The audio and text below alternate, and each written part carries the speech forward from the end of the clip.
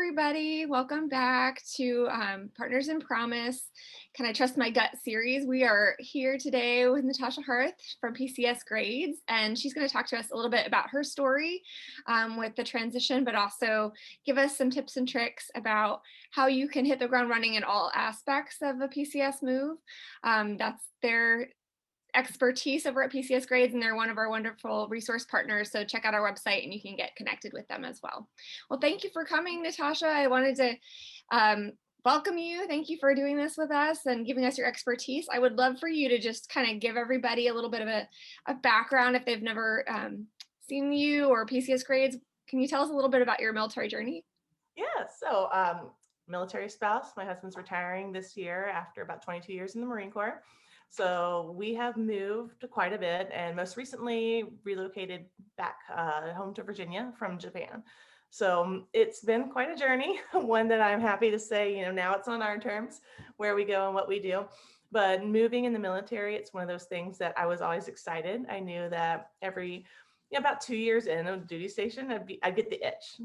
I love adventure. I love to experience new things. So I knew it was time to start purging the closets, looking at the pantry, just dreaming where could we go next. But then, of course, there's always the challenges that come with it. And one of the challenges I wasn't really ready for until our last duty station was the EFMP and the challenges with my kids' education, because it wasn't until we got to Japan that one child was enrolled with has a 504, and then my other daughter, she has an IEP, and this was all brand new to us. And navigating that in the overseas day environment, and then moving back stateside during COVID with that was, it was something else. I will tell you that. So thankful that, I work for someone like PCSgrades that makes a lot of the moving challenges easier.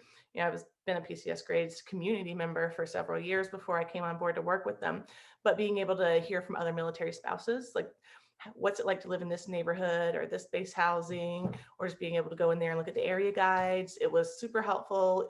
I looked at it when we decided that this was going to be our retirement location, just to see what was in the Richmond area. That part was good. But that's where we rely on partners like you guys to handle and take care of families that are navigating this whole, kids, virtual environment, special learning needs. It's been overwhelming. I'm not going to lie. And we're still in it, but it's getting there. It's getting better. It's definitely hard. And I know you mentioned you moved Oconus. And so I say Oconus, outside of the continental United States, for those who are new to military PCSing. And when you move outside of the country, there's kind of an unusual process. Unsure. What are some best practices for going Oconus? So for going Oconus, I would recommend looking up the elementary and middle or high schools, whatever school your kids are going to, and get connected with a counselor right away. So that way, if you already have those existing safeguards in place where you are getting those in the eyes of wherever your kids might be when you move, usually overseas, there aren't a whole plethora of options. Like if you live somewhere inside the United States, you might go to a out in town elementary, middle, or high school, or you could do the one on base. Overseas, it's typically the ones on base. So you might have to reach out to 2, maybe 3 different schools, but it's different than reaching out to, 50 or 60 if you're moving to a metropolitan area. I'd reach out to those schools right away and let the counselors review the plans and just bless off that they can provide those types of accommodations, because if it ever comes back in your medical screening that there is a concern, you can say that you've already connected with the schools and they've already seen the plans. They already said it's okay. So you can just kind of mitigate that, nip it in the bud.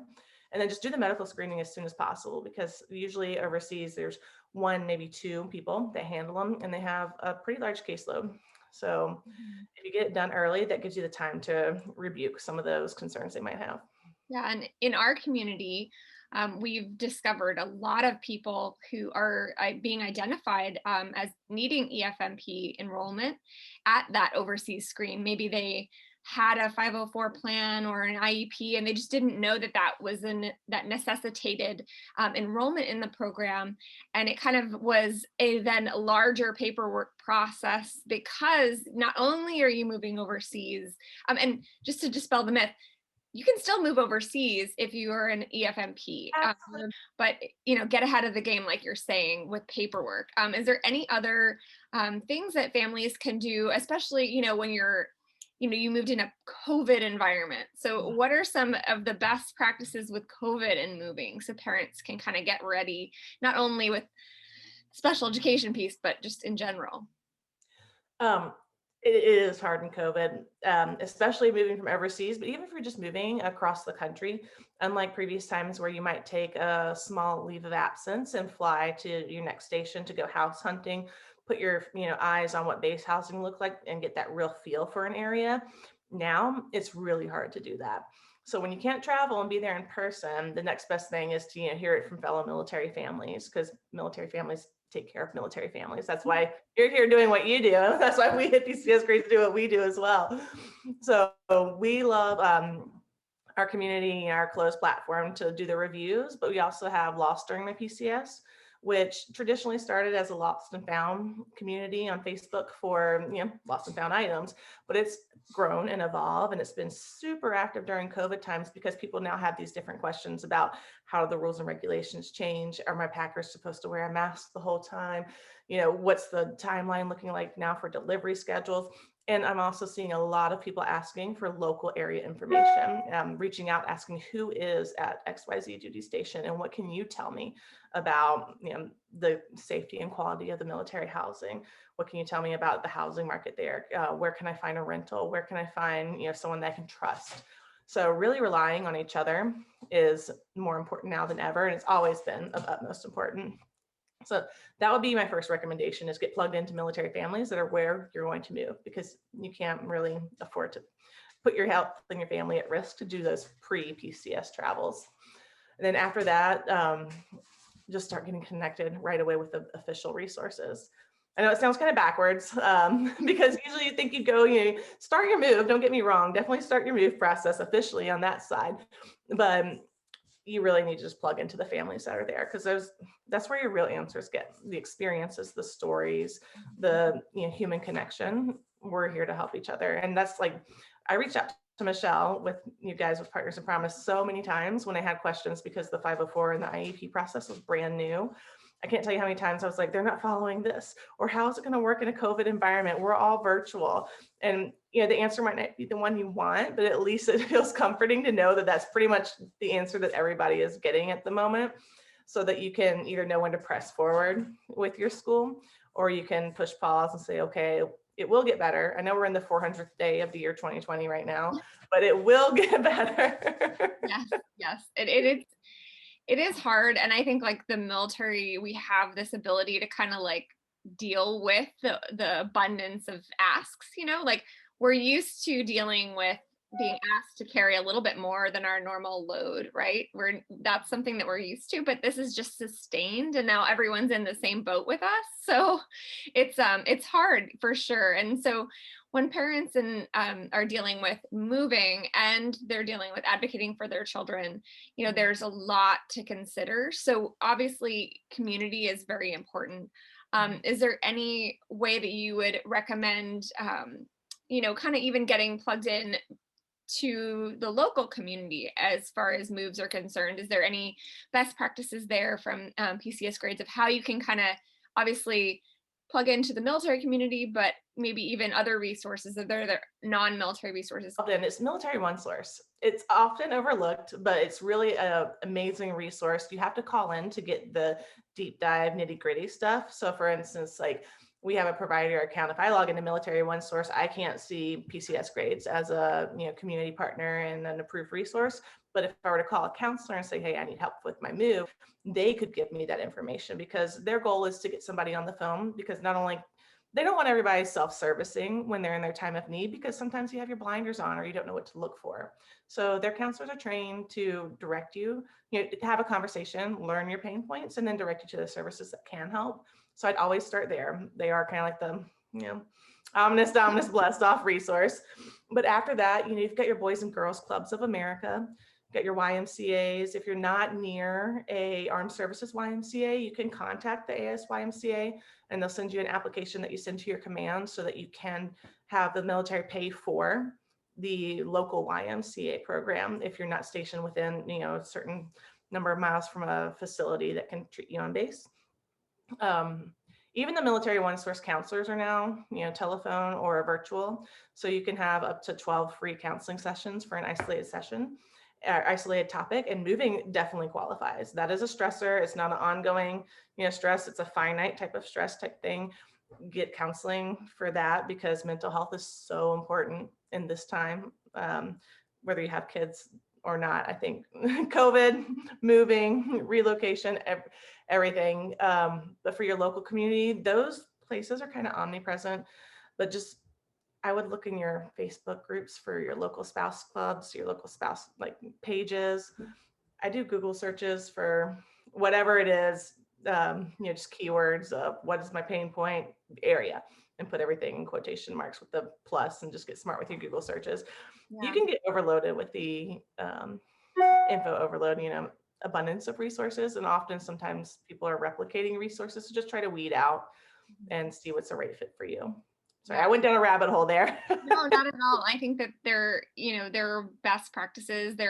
Everyone is their comfort zones, and how they plug into a community is different. So whether you're an extrovert, introvert, you might start off in a different way, and that is okay. And that's one of the reasons why it's great to have all these different types of resources. But I like, the military one source, that plug-in is key. And even if you're just starting there, they might give you some pointers. And, additionally, if you have concerns about EFMP and your schools and where you're going, we have resources on our website.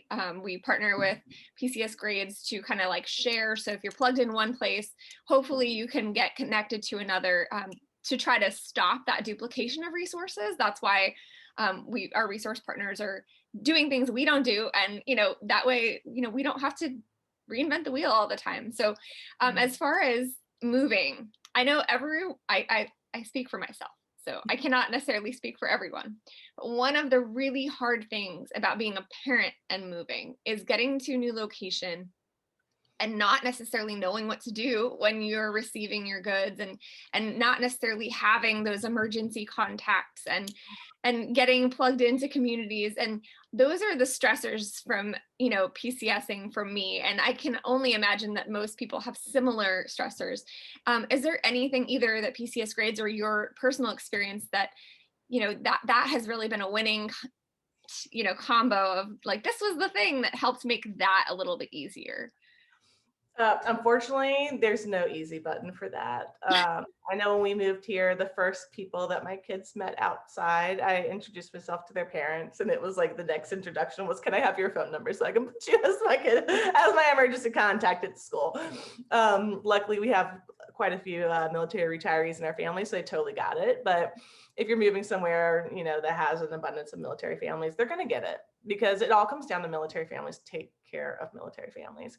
So people are going to get it. It seems awkward at first, and you just got to break through that shy barrier and just say, "Hey, I'm new here, and you live on the left, you live on the right of me, and can I get your digits so that I can?" And if they don't work, just go to one more house to the left, one more house to the right, maybe venture across the street. It's hard if you're a shy person or if you're an introvert to break out of that shell, but it's painless on the other side. I promise. The chances that those phone numbers are ever going to have to be dialed is slim to none, knock on wood. Well, also, I think people are, if there are things that you might not know or guarantees for you as far as being a military family and the movers. If you've only ever experienced a personal move before, you might not know that they can unpack your stuff. Now, they might dump it out all over the ground and it may not be perfect, but you don't necessarily have to be, present in the room if you need to be going to care for your child over in the other side of the house. So, although we might need to like let go of some of our personal control over the move, which I get, it's, knowing what services are available to you as a military family compared to a personal move. Education is key. We have a lot of blog articles on PCSgrades, our blog platform, about moving and knowing your rights, not just moving in the movers, but your tenant bill of rights and other things that have to do with housing. Knowing your move codes when you're doing your pack out, knowing what those damage codes are on the inventory sheet are key. You can find a printable that'll download all of those for you so that you can kind of check over your inventory sheet and ask, can you show me, where my brand new TV is, condition unknown, because I'll plug it in for you and I'll hit play so that you can remove that damage code. Or on the unpack, like you said, if they say they'll come back the next day to remove the papers and pick up the boxes, like, no, I'm sorry, but you actually have to remove those when you go, and you can't come back the next day to do it, because then if I sign this and release you, you're not held liable for it. It's just being completely informed. Like I said, we have a wealth of material in there, and also in the Lost Army PCS group, if you have any questions, drop question. We have amazing admins who are very familiar with the regs that can answer them right away, point you to the official source document. Because even though you're going to ask a friend, another military family, what do I need to do? You need to have that official source document to back it up. Because a moving company isn't going to listen to what, Sally says, but a moving company is going to listen to, here's the regs. Yep. And it's not always easy or straightforward to find that type of information. And you cannot cite, military.com. You can't cite an article, but when you inside of your blog have a DoD instruction or a Navy or a Marine instruction, you must, you can see the law, and that's important. And we think the same thing is true for, our special education. There's a lot of laws about special education. And right now people are wondering, is my child's education as we transfer? That was something in our survey that we discovered that was a huge issue for families. And that's kind of goes, of course, the transition, the PCS is always hard for families. It's a stress point. It's hard for a military spouse employment. It's hard for many different reasons. But as far as education is concerned, having these tips and tricks, as far as moving is concerned, the things you can almost a little bit more control, even though they might damage your stuff, all the things that can happen. But at least knowing your rights is something you can proactively do.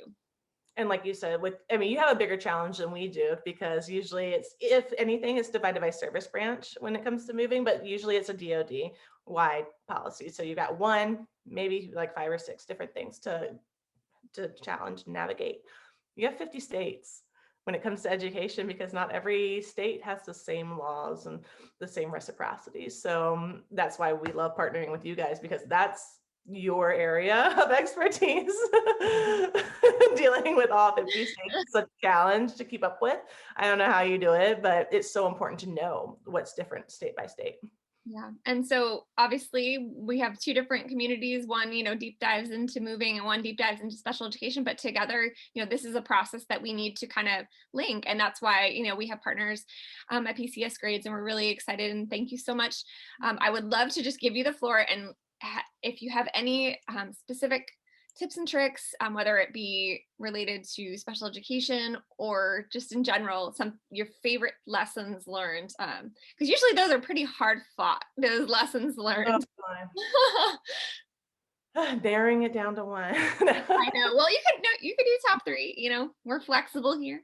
Just the big thing is just knowing what your rights are, whether it comes to moving or special education, knowing your rights and then having the official regs to back it up.